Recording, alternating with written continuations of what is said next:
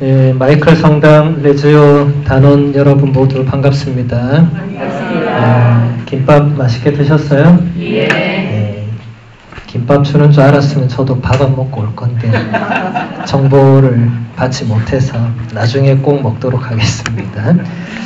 네, 작년에 이맘때 제가 여기 와가지고 단원 교육했던 게 엊그제 같은데 벌써 1년이 되어서 똑같네요, 이 구조가. 작년에 제가 마이크 없어서 엄청 고전했는데 다행히 올해는 마이크가 있어서 안심이 됩니다. 네. 그때도 제가 강의하면서 이렇게 한번 봤다가 막 이렇게 오늘도 그래야 될 것 같네요. 여러분 반경이 이렇게 180도로 돼 있으니까 쉽지 않은 공간인 것 같습니다. 여러분들 시작 벨이 이렇게 울리네요. 이제 시작하라고. 여러분들 이렇게 식사하실 때 제가 잠시 그냥 착 이렇게 한번 딱 봤는데 보면서 순간 딱 떠오른 느낌이 우리 가톨릭 교회가 자매님들이 없었다면 어떻게 됐을까. 지금 여기 남자 형제가 이렇게 쭉 보니까 손에 꼽아요, 지금. 도단장님하고 이인덕 안드레아 단장님 빼면 남자분이 손에 꼽아요. 전부 자매님, 전부 자매님. 바야흐로 여인천하 시대에 우리가 살고 있는데 여성상위 시대에 또 살고 있고 우리 자매님들이 계시지 않았더라면 우리 교회가 어떻게 됐을까. 굉장한 감사를 드립니다. 복음서에도 예수님의 일행을 시중들던 자매님들이 나오잖아요. 이름도 나오잖아요. 수산나하고 마리아 막달레나 뭐 이름이 나오잖아요. 여러분 복음서에 이름이 나오는 경우는 잘 없어요. 오늘 복음에서 어떤 부자 청년이 예수님께 와서 뭐 이렇게 말하잖아요. 예수님이 나인이라는 고을에 가셨는데 어떤 과부가 아들이 죽었다. 이름 안 나옵니다. 이름이 나오는 거는 굉장히 중요하고 굉장히 특별하고 하느님의 구원 역사 안에서 그분이 뭔가 역할이 있는 경우에 나오는데 근데 거기에서 그 예수님의 일행을 시중들던 여인들 대표적으로 한 3분 정도 이름이 나오고 그런데 더 많았다고 복음서에 나오잖아요.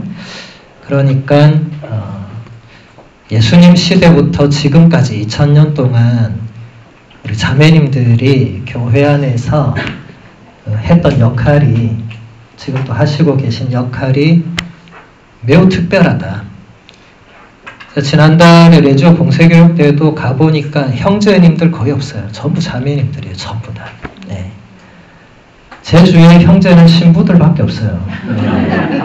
그러니까 이 자매님들이 얼마나 중요한 역할을 하시나 참 세상 감사를 드리게 됩니다. 한국에 제 모친께서도 사제의 어머니라는 그 이유 하나만으로 본당에서 여성 부회장, 성가대 단장, 레지오 브레시디움 단장 무슨 장만 한 6, 7개를 하시더라고요. 하루에 23시간이 모자라다고 그러시더라고요. 장이 7개니까. 참, 이 자매님들, 이 여성들이 교회 안에서 이 봉사하는 하느님께서 그것을 정말 얼마나 감사하게 이쁘게 보실까 그런 생각이 듭니다. 제가 이런 말씀 드리는 것은 이런 강의가 비록 어렵더라도 우리 자매님들 굴하지 마시고 꿋꿋하게 각자의 또 할 일을 성실히 하시고 이런 강의들은 강의는 원래 좀 어려운 거예요. 강의가 강의를 쉽게 생각하시면 안 돼요. 여러분 원래 교육이란 건 어려운 거예요. 어딜 가서 교육 받아도 어려워요. 교육은 여러분은 피교육자니까 저도 피교육자 생활을 신학교 때부터 로마에 가서까지 오래 했는데 피교육자는 항상 세 가지 특징이 있습니다. 항상 춥고 배고프고 서러운 이 세 가지 특징이 있어요. 그래서 아까 여러분들 김밥을 얼마나 맛있게 드시든지 평소 같으면 그렇게 안 드셨을 거예요. 지금 뭐 교육받으니까 너무 이게 맛있는 거예요. 그죠? 저도 요즘은 뭐 누가 맛있는 거 갖다 줘도 먹지도 않는데 로마에 있을 때는 없어서 못 먹었거든요. 없어서. 수업 1시간 듣고 나면 너무 배가 고파가지고 매점에 가서 막 이렇게 뭐 사 먹고 피교육자가 그렇습니다. 그래서 오늘은 제가 지금 레지오 공세교육 때부터 지금 계속 이 올바른 성모신심이라는 우리나라 주교회 신앙교리위원회에서 2006년에 나온 이 문헌이 있어요. 이것을 가지고 지금 교육을 하고 있습니다.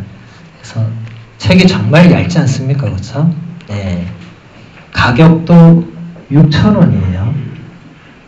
달러로 하면 얼마죠? 5불이에요. 여러분 지금 드신 김밥 그 얼마예요? 7불이잖아요. 김밥 값도 안 하는 얇은 책이지만 여러분들 특히 레지오 단원들에게는 유익한 내용이 많아서 또 여러분들 이것도 사서 읽고 하시기가 힘드실 테니까 제가 일부분을 오늘 같이 배워보도록 하겠습니다. 성모님에 대해서 우리 가톨릭 교회가 믿을 교리로 선포한 게 4가지가 있거든요. 4가지. 하느님의 어머니이신 마리아, 이게 첫 번째고요. 그 다음에 평생 동정이신 마리아, 이게 두 번째고요. 세 번째가 원죄 없이 잉태되신 마리아, 그리고 네 번째가 하늘에 올림을 받으신 마리아. 4개가 우리 가톨릭 교회가 공식적으로 선포한 성모님에 대한 교리입니다. 믿을 교리. 그래서 제가 1, 2번은 앞에서 강의를 했고요. 제가 나중에 우리 도단장님한테 보내드릴 테니까 궁금하신 분들은 앞에 것도 들으시면 됩니다. 그래서 오늘은 세 번째 원죄 없이 잉태되신 마리아 조금 보고 그 다음 오늘 하늘에 올림을 받으신 마리아 보고 시간이 만약에 조금 더 허락이 된다면 성모님과 관련된 기도문들, 뭐 성모송이나 묵주기도, 삼종기도 이런 것들 보도록 할게요. 시간이 된다면. 먼저 원죄 없이 잉태되신 마리아. 우리 이튼타운 성당 주보 성인이 원죄 없이 잉태되신 마리아입니다. 그 영어로 Immaculate Conception of Mary 이렇게. 그 워싱턴에 여러분 그 Immaculate Conception 그 대성전 가보신 분 있으시죠? 엄청 크게 지어놨죠. 거기 엄청 크게. 교황님들 오시면 반드시 거기서 미사하시잖아요. 거기도 원죄 없이 잉태되신 성모님이 주보성인, 우리 이튼도 원죄 없이 잉태되신 성모님이 주보성인이십니다. 이 교리가 어떻게 해서 이렇게 되었느냐. 이레네오라는 성인이 있어요. 들어보셨어요? 이레네오. 여기 이레네 세례명 가진 분 있어요? 이레네 있어요? 갔어요? 다행입니다.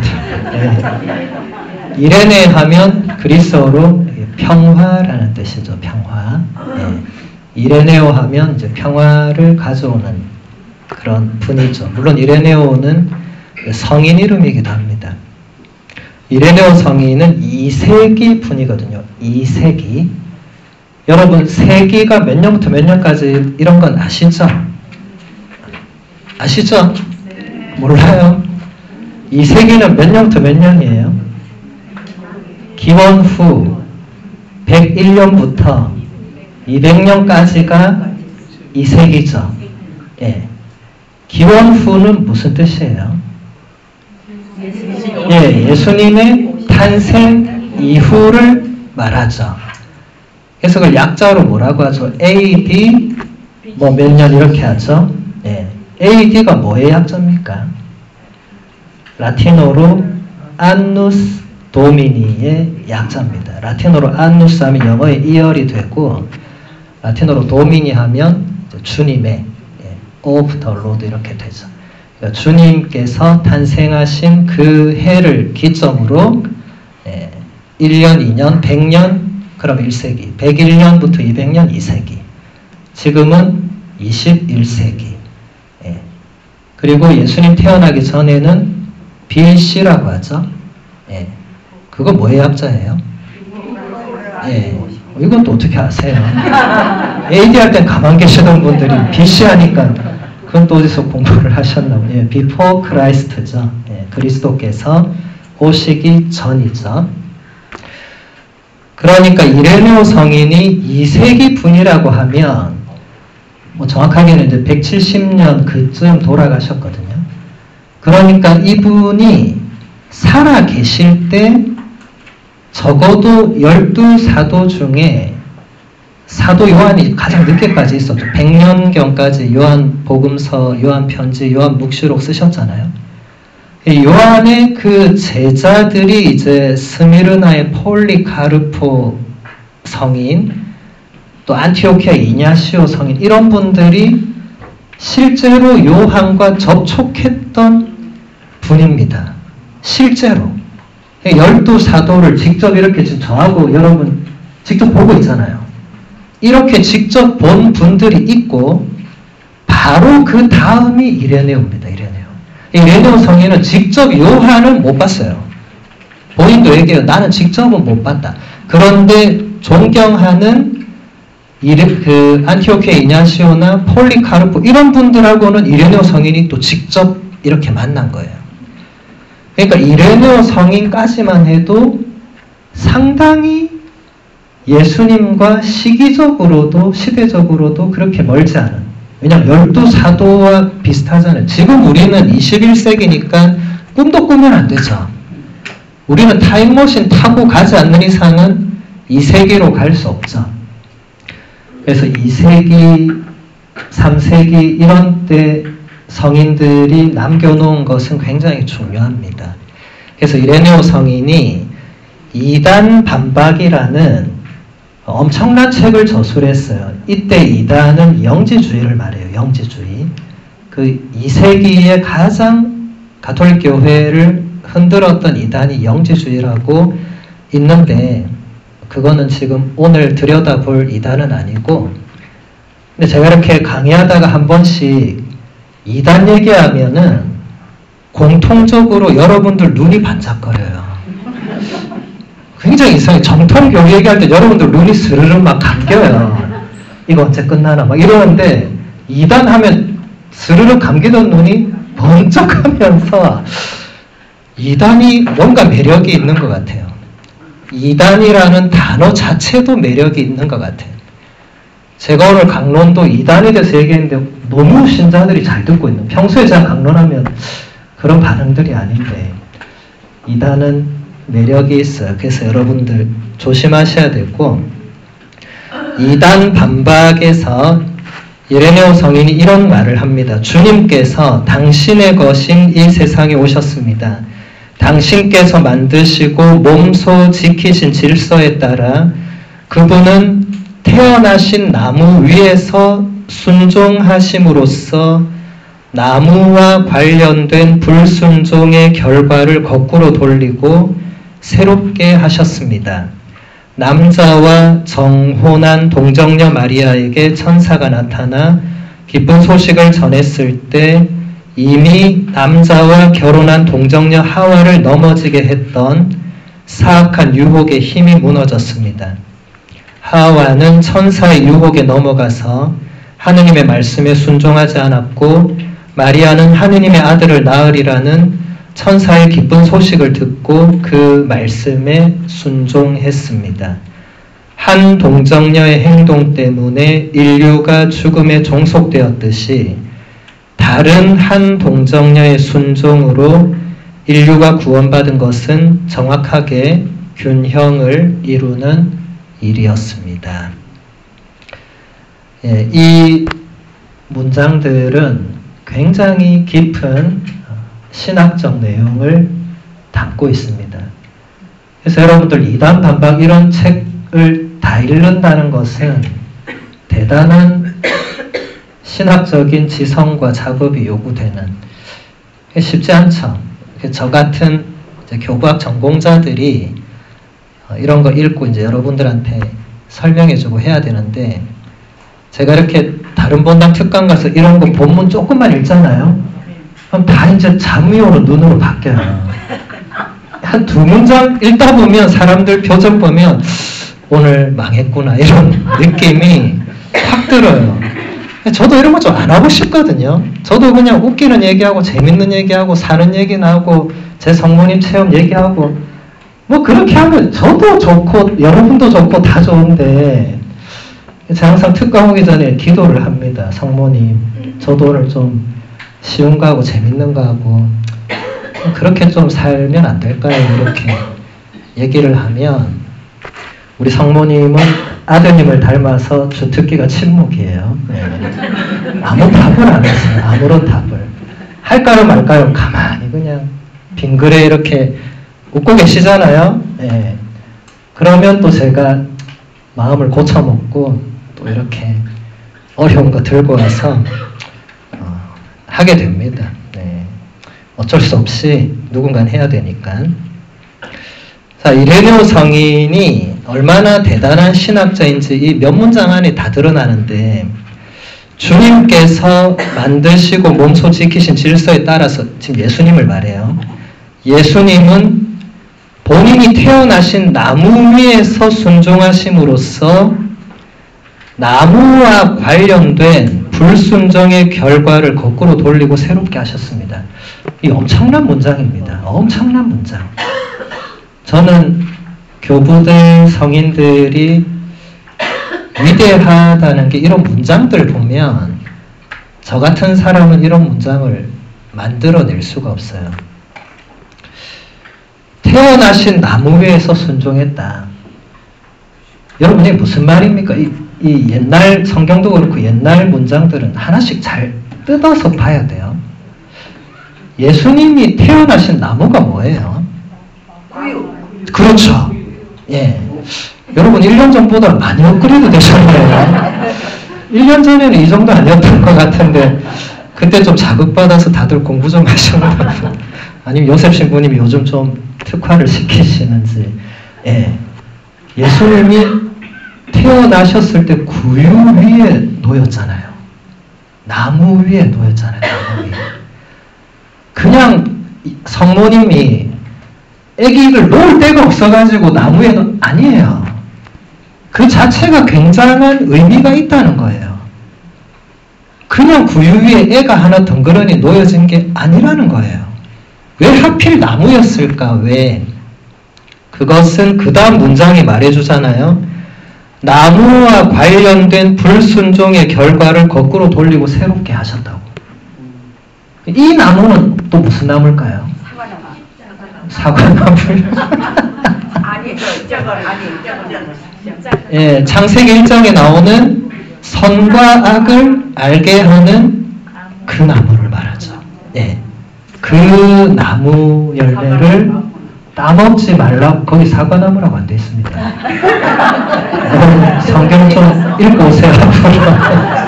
예, 선과 악을 알게 하는 나무에서 하느님께서 아담과 하와에게 명령하시잖아요. 그 나무 열매만 따먹지 말고 나머지는 너희 마음대로 다 먹어라. 네, 그 나머지 중에는 어떤 나무 열매도 있었냐면 생명나무 열매도 있었어요. 네. 저는 창세기 읽을 때마다 차라리 생명나무 열매를 따먹지 뭐하러 선한 걸 따먹었을까. 네, 그냥 우스갯소리로 그랬으면 쫓겨나도 영원히 살았을 건데. 예. 근데 이 인간이라는 게 저도 참 그렇지만 여러분 어디 해외 뭐 미국도 마찬가지고 어디 관광이나 순례나 가보면 들어가지 마시오라고 선을 쳐놓은 데가 있어요. 예. 그러면은 꼭 누가 들어가는 사람이 있어요. 정말로.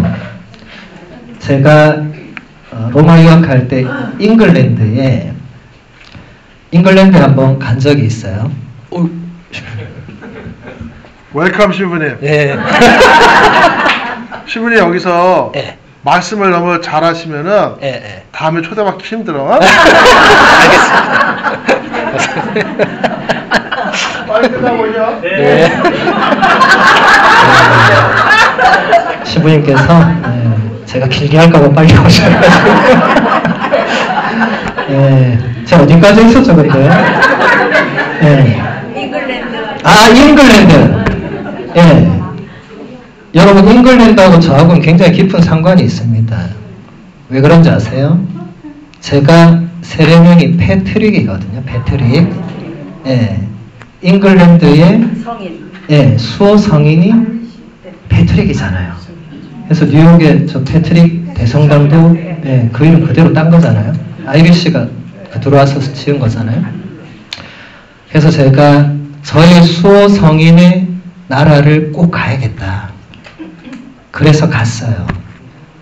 근데 간 김에 좀 잉글랜드 구경도 해야 되니까 여기저기 이렇게 구경하다가 잉글랜드 가보신 분 손 들어보세요. 혹시 다음에 꼭 가보세요. 여기서 비행기 타고 한 7시간이면 갈 거예요. 거기서 이제 그 서쪽에 그 딩글이었나? 그 굉장히 그 계곡이 유명한, 그냥 계곡이 아니고 절벽이 엄청 유명한 그 관광지가 있어요. 가신 분은 기억하실 거예요. 근데 거기에 갔더니 그 절벽이 엄청 높아요. 엄청 높고 가파르고. 근데 거기 갔더니, 이건 실제로 거기 갔더니 입구에 뭐가 이렇게 뭐가 놓여있어. 비석 같은 게. 꽃도 놓여있고. 갔더니 읽어보니까 영어로 여기서 죽은 사람들을 뭐 위해서 기도하고 뭐 이런 게 있는 거예요. 그래서 저는 이게 왜 관광지에 뜬금없이 비석이 그냥 그렇게 해서 또 갔어요. 갔더니 제가 말씀드린 이 들어가지 마시오 라인이 있더라고요. 그리고 거기 밑에 써져 있더라고요. 이 라인을 넘어가서 너무 많은 사람이 죽었습니다. 이렇게 써져 있는 거예요. 넘어가지 말라고 하면 안 넘어가면 되잖아요. 그런데 꼭 그 라인을 넘어가서 사람들이 사진 찍다가 바람이 확 불어서, 근데 바람이 얼마나 세게 부냐면 저같이 이런 사람도 확 날아가서 그대로 바다로 빠지는 거예요. 근데 그래도 사람들이 들어가는 거예요. 너무 많이 죽어가지고 거기 그렇게 써져 있는 거예요. 제 말이 안 믿겨지면 지금 검색해도 나옵니다. 인터넷에. 딩글이었나? 제가 지금 정확하게 하여튼 잉글랜드 뭐 죽음의 절벽 치면 나올 거예요. 제가 그때 그걸 보면서 참 인간은 아담과 하와 이래로 하지 말라고 하면 그걸 꼭 해보고 싶은 사람이 꼭 있는구나. 저는 그거 보자마자 한 발 물러섰거든요. 아니 죽을 수도 있잖아요. 그 바람이 얼마나 센지. 제가 지금은 조금 날씬해도 그때 참 몸이 좀 이랬거든요. 설마 내가 날아가겠다고 걸어가는데 순간 바람이 확 불어오니까 제 몸이 휙 이렇게 가는 거예요. 진짜로. 여기서 저까지 축지법 쓰듯이 휙 가는 거예요. 저는 끝까지도 안 갔습니다. 유학하다 죽으면 이 개죽음이잖아요. 그래서 저는 바로 그냥 내려왔는데 거기서 그런 게 있었고, 그래서 이게 나무와 관련된 불순종, 아담과 하와가 성곽을 알게 하는 그 나무에서 난 열매를 따먹지 말라고 했는데 따먹으면서 이제 우리 인간에게 죄와 죽음이 들어와서 지배하게 된 거죠. 그래서 예수님께서는 나무 위에서 돌아가심으로써 그 결과를 뒤집는 거죠. 그래서 사도 바오로가 예수님을 제2의 아담, 새로운 아담이라고 로마서 5장에서 설명을 하죠. 그리고 교부들이, 이런 이레네오 같은 성인들이 그렇다면 제2의 하와는 누구냐? 제2의 새로운 하와는 누구냐? 누구겠어요? 마리아. 예, 우리 성모님께서 바로 새로운 하와, 제2의 하와가 되신다. 이걸 구체적으로 지금 설명합니다. 상황이 똑같다는 거예요. 두 분 다 동정녀이셨고, 두 분 다 옆에 짝이 있었고, 두 분 다 천사가 왔고, 근데 한쪽은 타락한 천사의 유혹에 넘어가면서 하느님 명을 어겼고, 다른 한쪽은 그냥 순수한 천사가 와서 뭔가를 전했을 때 하느님의 명을 받아들였고, 그렇게 해서 새로운 아담인 예수 그리스도께서 탄생하시게 되었다. 그래서 이것은 한 동정녀의 불순종 때문에 인류가 죽음에 종속된 이것이 다른 동정녀의 순종으로 인류가 구원을 받게 된 이런 엄청난 내용을 교부들이 이끌어낸 거예요. 네. 그래서 여러분 교부, 성인 이런 거 머리는 아프시겠지만 이런 것을 여러분들은 성모님의 군대잖아요. 성모님에 대해서는 성경에 몇 마디 말이 없어요. 성모님에 대해서는 교부들이 뭐라고 했는지를 찾아봐야 돼요. 거기서 우리 교회가 성모님에 대한 모든 걸 다 가르치기 때문에 그렇습니다. 중세 신학자들. 자, 여러분, 교부라고 하는, Father of the Church라고 하는 이분들은 중세 이전까지의 분들을 말이에요.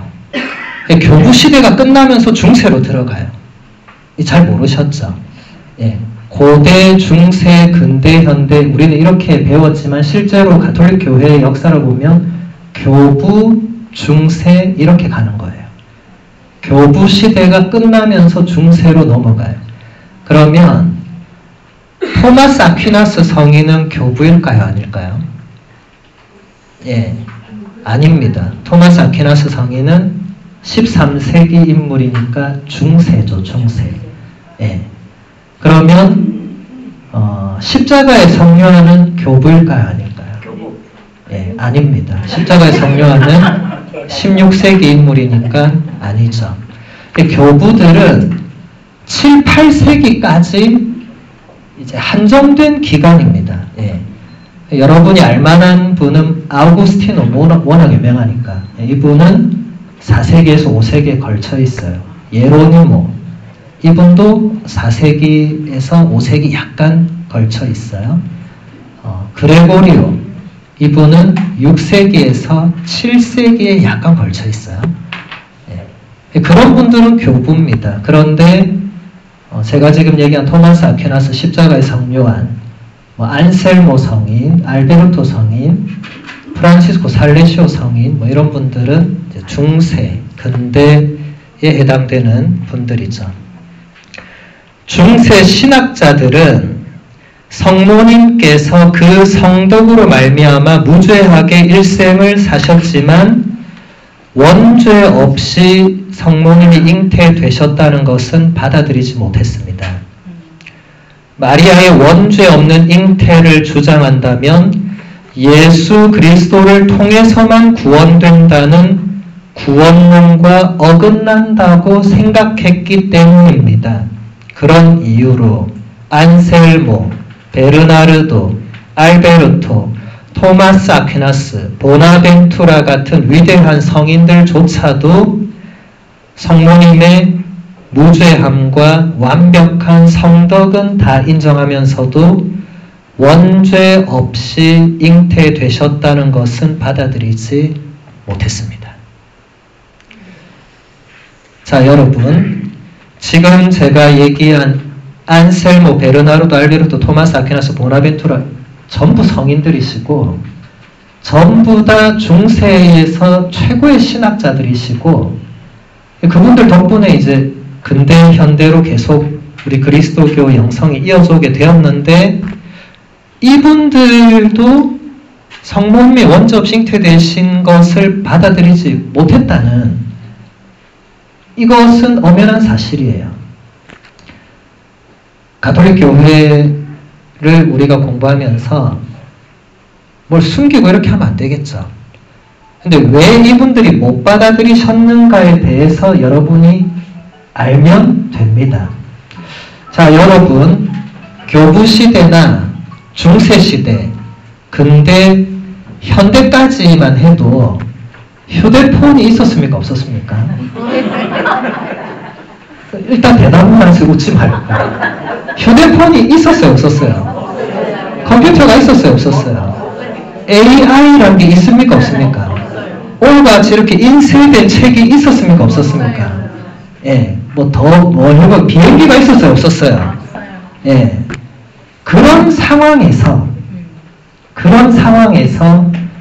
교부들이 한결같이 성모님의 원접시 잉태되심을 작품에 남겼는데, 중세 신학자들이 교부들 작품을 본 사람도 있고 안 본 사람도 있겠죠.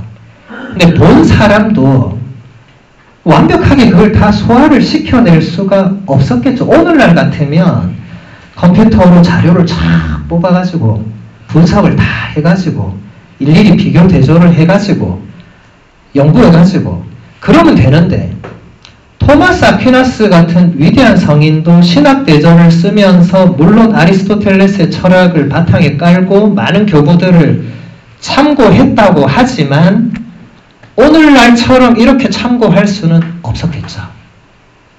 그러면 본인들이 뭔가 독자적인 신학 노선을 또 추구할 수밖에 없었고, 또 결정적인 것은 이때까지만 해도 가톨릭 교회가 공식적으로 성모님이 원접시 잉태되셨다고 교리를 확정하지 않았을 때입니다. 그러니까 여러 가지 의견이 있을 수 있었던 거죠. 그러니까 중세 신학자들이 안 받아들였다 해서, 아니 중세 신학자가 안 받아들인 걸 왜 교회가 나중에 교리로 선포했을까? 중세 신학자들은 가톨릭 교회의 전통에서 결정적인 역할을 하신 분들이 아닙니다. 우리 가톨릭 교회는 하느님의 계시를 두 가지 원천으로 받아들이죠. 성경과 성전으로 받아들이는데, 이 성경은 여러분 알고 있는 거 73권이고, 성전은 우리 교회의 모든 전통을 말하는데, 그 전통들은 다 누가 확립했느냐? 교부들이. 중세의 분들은 더 이상 거기에 기여한 바가 없다고 하기는 좀 그렇지만 그것을 그대로 이어받았다고 표현하는 게 좋을 것 같습니다. 그러니까 중세의 몇몇 신학자 성인들이 이것을 반대했다는 게 이 교리의 선포에 막대한 지장을 주거나 개신교가 공격하는 데 실마리를 주거나 전혀 그런 것은 아니다. 왜냐하면 둔 스코투스라는 성인 품에는 아직 못 오르셨는데 복자 품에 오른 독일 신학자가 또 있었어요. 13세기 말에서 이제 14세기 넘어갈 때 들어보셨어요? 혹시 스코투스라고? 다행히 아무도 못 들어보셨네요. 전 독일 가서 이분 무덤 앞에 가서 기도도 하고 했었는데, 아무튼 이분은 이제 복자품에는 오르셨으니까 이제 복자신데, 이분은 중세의 거의 대부분 신학자들이 원접시 잉태되신 성모님에 대한 것을 받아들이지 못했을 때 이분은 이것을 새롭게 해석을 합니다. 어떻게 했느냐? 스코투스는 성모님에 대한 원죄의 면제, 그러니까 유일하게 원죄 없이 잉태되셨다는 이것이 예수님의 구원의 보편적인 그런 중개 능력을 감소시키는 것이 아니라 그것을 더 드러나게 한다고 해석을 합니다. 한번 잘 들어보세요. 왜냐하면 성모님이 죄가 없으시다, 원죄가 없으시다는 것은 성모님 본인의 뛰어난 성덕 이전에 완전한 하느님의 은총이거든요. 이 부분은 중세 신학자들도 100% 동의한 내용입니다. 성모님이 뛰어나서 원죄가 없이 태어났다. 그건 말도 안 되는 소리죠. 그거는 성모님도 절대로 그렇게 생각 안 하셨을 거예요. 그게 아니고 하느님의 완전한 은총으로 그렇게 하셨다는 건데, 그런 확신으로 스코투스는 하느님께서 성모님을 결코 단 한순간도 원죄에 물들지 않도록 하실 수 있었고 그렇게 하시기를 원하셨고 결국은 그렇게 하셨다라고 적습니다.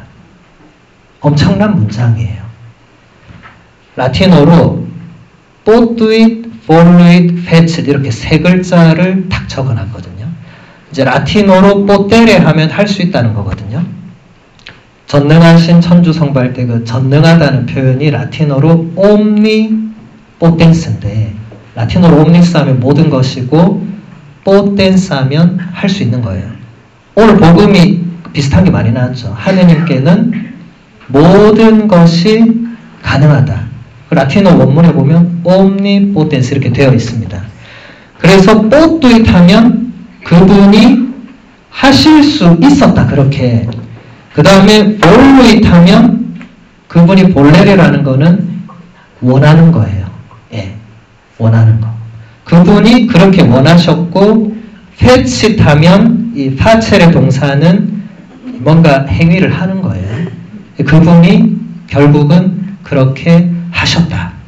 이 세 단어가 성모님의 원접 싱퇴되신 그 교리의 결정적인 근거가 되는 단어가 됩니다. 그래서 제가 라틴어를 직접 읽어드린 거예요. 이런 주장과 더불어서 그 당시의 사회적 분위기는 마리아의 신심시대라고 할 만큼 성모님 공경이 대중적으로 확산되었습니다. 성모님의 원죄 싱퇴되심에 관한 교리는 성경이 계시한 대로 마리아께서는 은총이 가득하신 분이시라는 것을 재확인하는 한 가지 표현이고, 우리 인간의 구원은 전적으로 하느님의 은총에 달려있으며 인간의 죄와 탓은 하느님의 구원에 결코 영향을 줄 수 없다는 것을 가르쳐주는 교리입니다. 성모님이 원접 싱퇴되셨다는 것은 하느님께서 성모님을 물론 그만큼 특별하게 선택하신 의미도 있지만 근본적인 이유가 뭐냐면 하느님의 구원에서 하느님의 은총은 인간의 모든 그 죄, 허물, 탓, 악을 완전히 넘어선다는 게 핵심이에요. 여러분이 상상할 수 없을 정도로. 여러분은 죽을 때 되면 다 겁날 거예요. 왜냐하면 지은 죄가 너무 많으니까. 내가 이렇게 해가지고 하느님 앞에 서겠나 이렇게, 그게 제일 겁날 거예요. 예, 하느님 앞에 서야 되는데 내 죄를 어릴 때부터 가만 세보려니까 이게 뭐 셀 수가 있나 이게. 예.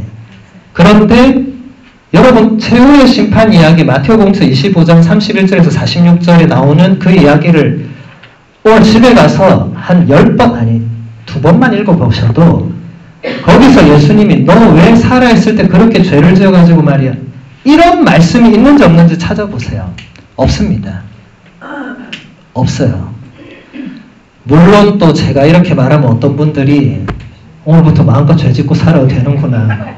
죽기 전까지 흥청망청 놀다가 죽기 직전에 깔끔하게 회개하고 한 방에 가자. 이렇게 생각하는 분들이 계시다면 대단히 잘못 해석하고 있는 것이고, 제가 얘기하는 건 그게 아닙니다, 지금. 예.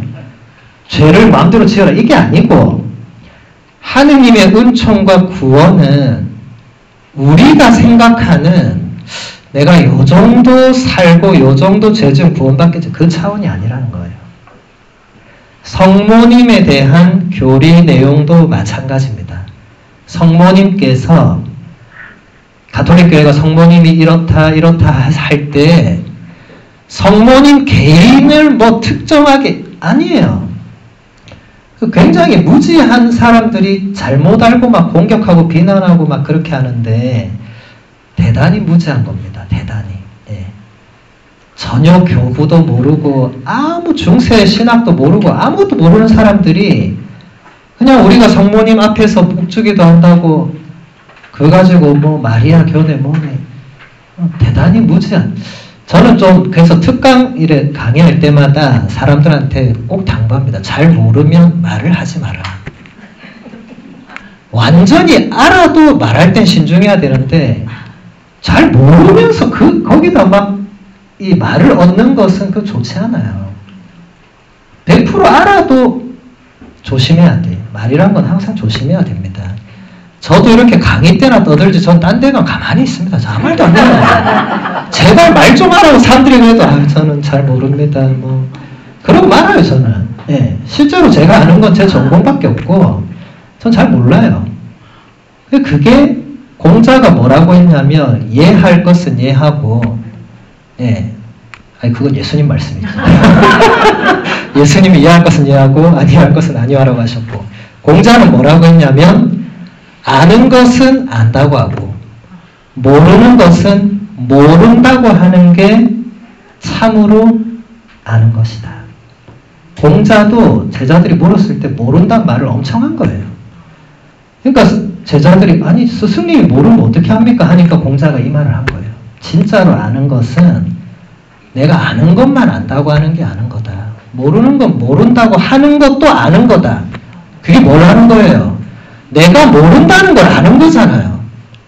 근데 많은 사람들은 내가 뭘 모르는지도 또 모르면서 말을 하기 시작해요. 그러니까 그 말은 결국 그 말 속에서 뭐가 나오겠습니까? 참된 것, 진실한 것, 좋은 것, 유익한 것이 거기서 나오겠어요? 듣고 집에 돌아오면 뭐가 남겠어요? 아무것도 남는 게 없습니다.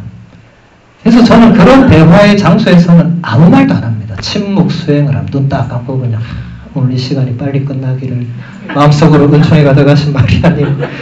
네, 왜 성모님이 침묵하셨을까? 왜 예수님이 빌라도 앞에서 침묵하셨을까? 잘 묵상해 보세요. 할 말 없어서 침묵했겠습니까? 아닙니다. 침묵의 이유가 있는 거예요. 자, 하늘의 울림을 받으신 마리아 조금만 보도록 하겠습니다. 복자 비오 12세 교황님은 1950년 11월 1일 모든 성인 대축일에 성모님의 승천을 믿을 교리로 선포하셨습니다. 원죄없이 잉태되신 하느님의 어머니 평생 동정이신 마리아께서는 지상 생활을 모두 마치신 다음 영혼과 육신으로 천상 영광에 들어올림을 받으셨습니다. 이 교리가 선포되기까지 오랜 시간 동안 성모님의 승천에 관한 전승이 있었습니다. 1950년이면 지금부터 몇 년 전이죠? 예, 74년. 여기 계신 분 중에 1950년 이전에 태어나신 분도 계실 거예요. 그러니까 성모님 승천 교리는 매우 현대에 발표된 거죠. 예. 2000년 동안 쭉 뭐가 이어져 내려오다가 최근 들어서 지난 세기에 1950년이면 우리나라는 한참 전쟁 중이었고 이때 비오 12세 교황님께서 성모님이 하늘의 울림을 받으셨다. 근데 이 교리를 선포할 때 교황님 말씀이 잘 들어보세요. 원죄 없이 잉태되신 하느님의 어머니 평생 동정이신 마리아께서는 이렇게 시작해요. 지금 제가 얘기한 네 가지 중에 세 가지 교리를 그대로 다시 한번 교황님이 얘기하시죠. 성모님은 원죄 없이 잉태되셨고 하느님의 어머니시고 평생 동정이신데 플러스 거기에 이제는 지상 생활을 마치신 다음에 영혼과 육신이 천상 영광에 들어올림을 받으셨다. 예수님의 승천이 이미 성경에 나오죠. 성모님의 승천이 성경에 나옵니까? 안 나옵니까? 안 나옵니다. 예. 그거 찾으려고 너무 열심히 읽지 마세요. 안 나옵니다. 예. 안 나오는데 이렇게 교회가 공식적으로 선포했잖아요. 이것이 성전이라고 하는 겁니다. 이것이 교회의 가르침이라고 하는 겁니다. 성경은 십자가 아래 계신 마리아 그리고 제자들과 함께 기도하시며 성령을 받으신 마리아의 모습을 전해줍니다. 이것은 사도행전 1장 2장에 나오죠. 그런데 그 이후의 성모님에 관해서는 아무것도 전해주지 않습니다. 4세기 말의 교부였던 에피파니오 성인이 마리아의 생애 마지막에 관해서 일반적인 사람들과 마찬가지로 그냥 자연적인 죽음을 맞이하셨을 가능성을 언급했고, 그런데 한편으로는 시메온의 예언에 비추어서 순교하셨을 가능성을 언급했고, 그리고 마지막으로 요한묵시록 12장에 비추어서 하늘에 불리어 올림을 받으셨을 세 가지 가능성을 언급했습니다. 그것은 구원된 모든 사람이 장차 얻게 될 상급이기 때문입니다. 그러니까 에피파니오 성인이 공식적인 문헌에 처음으로 성모님 승천을 이제 얘기를 했는데, 이제 이분도 본인이 전해 들은 게 없었거나 어쩌면 여기저기서 여러 가지 전승을 들었겠죠. 그러니까 세 가지 정도를 말한 겁니다. 아마 성모님께서 어디선가 그냥 자연스럽게 돌아가셨을 거라고. 예. 근데 그런 기록이 또 없어요. 예. 그리고 누군가가 그러면 그게 전승으로 남아야 되는데 그 전승이 공식적으로 없어요. 그러니까 지금 이 단어를 잘 보셔야 돼요. 그랬을 수도 있다 라고 얘기를 했다는 겁니다. 왜 지금 제가 이걸 말씀드리냐면, 어쨌든 처음으로 성모님의 그 승천을 언급했기 때문에. 근데 이 에피파니오 성인은 바로 승천하셨다 이렇게 말하진 않았고, 자기는 확신이 없는데 그랬을 거라고 추측한다 이 정도에 머물렀다는 거예요. 그 뒤에 예루살렘의 티모테오라는 교부, 성경에 나오는 그 티모테오 말고 시기가 다릅니다. 티모테오라는 교부가 루카복음서 2장 34절을 해설하면서 성모님께서 돌아가시기 전에 육신과 더불어 하늘에 오르셨다고 강조합니다.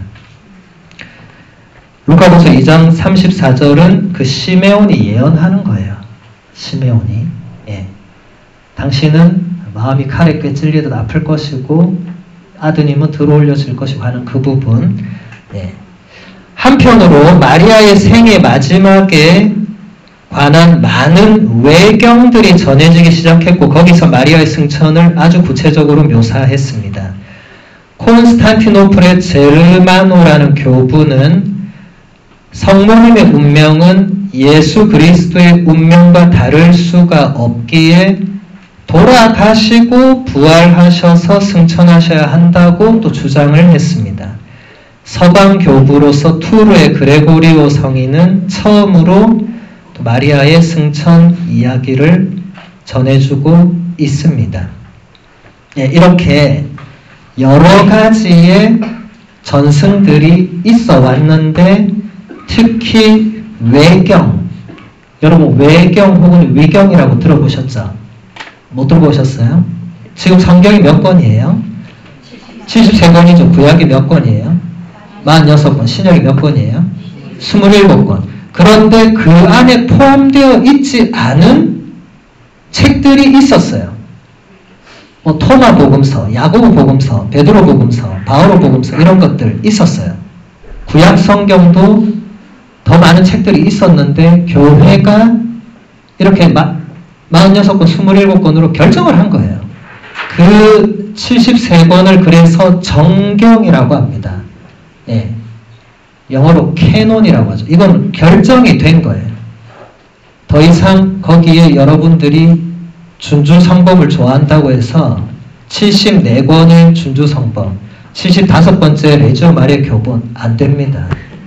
예. 그렇게 누군가 말하면 대단히 위험한 사람이에요. 요주의 인물이에요. 빨리 신부님께 알려야 됩니다. 예. 그거 안 되고 그런 책들 중에서 우리 교회 안에 그 내용들이 어느 정도 들어온 것들이 있어요. 특히 야고보 복음서라든지 이런 것은 거의 정경에 가까이 갔다가 안 된 책이거든요.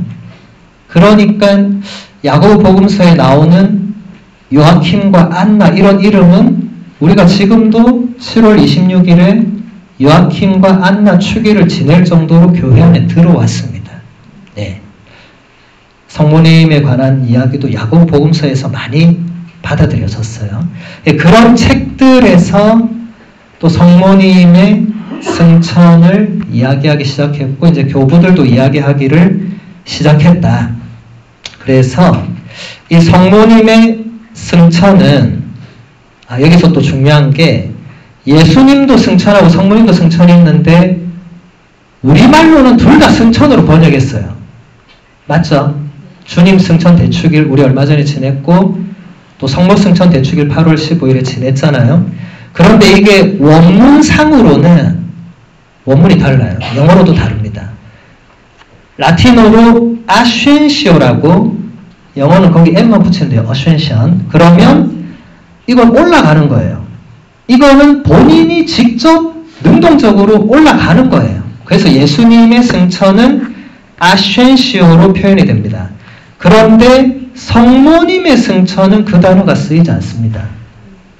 성모님의 승천은 이 라틴어로 아숨지오, 영어도 여기 M 붙여서 assumption 이렇게 되거든요. 이거는 받아들여진 거예요. 예. 그래서 우리가 지금 계속 하늘로 들어 올림을 받으신 마리아라고 제가 계속 얘기했잖아요. 그냥 승천하면 이게 오를승의 하늘 천자니까 예수님도 승천했고 성모님도 승천했고 똑같잖아요. 똑같지 않습니다. 성모님은 당신이 능동적 주체로 하늘로 올라가신 분이 아닙니다. 우리 영광의 신비 5단에서 4단에서 뭐라고 하죠? 예수님께서 마리아를 하늘로 불러 올리심을 묵상하잖아요. 성모님은 당신이 두 발로 하늘로 축지법 써서 날아 올라가신 게 아니고 예수님께서 어머니를 하늘로 불러 올리신 거예요. 그리고 천상 화관을 씌워주신 거예요. 그게 성모님 승천의 핵심입니다. 그래서 맞춰야 되는데 이 하나만 더 하고 애매하게 맞히면 또 여러분들 찝찝하실 것 같아서 성모님의 승천은 성모님께서 구원 역사의 목표 곧 구원에 이르셨다는 것을 의미합니다. 한 인간이 하느님께 온전히 받아들여지셨음을 뜻합니다. 여기서 하느님의 어머니로서 성모님의 위치가 더 중요한 의미를 지닙니다. 그분은 하느님의 어머니시기 때문에 거룩하게 되셨고 최종 목표인 구원에 이르게 되셨다는 것입니다. 이것은 당신 자신을 전적으로 하느님의 은총에 맡기신 성모님께서 아드님의 부활과 승천에 참여하셨다는 것을 의미합니다. 더 나아가서 성모님께서 하느님의 어머니로 잉태되시는 순간부터 마지막에 이르기시기까지 하느님의 은총을 충만히 받으신 분임을 드러냅니다. 성모 승천 교리는 성모님을 위해서만 중요성을 가지는 것이 아니라 성모님의 근원적인 구원은 모든 사람의 구원과 그 충만함이 시작되었다는 것을 드러냅니다. 그리스도인들이 신앙 고백문, 곧 신경을 통해서 고백하는 육신의 부활과 영원한 삶이라는 그 희망이 성모님에게서 구체적으로 드러났다는 것을 의미합니다. 이것이 성모님의 승천을 우리 교회가 공식적으로 선포한 그 신학적인 이유가 되겠습니다. 이 뒷부분 제가 지금 시간이 없어서 더 설명은 못하겠고 이 정도로 하고 여러분들도 열심히 걸으러 가셔야 되니까 영광송으로 강의 마치도록 하겠습니다. 영광이 성부와 성자와 성령께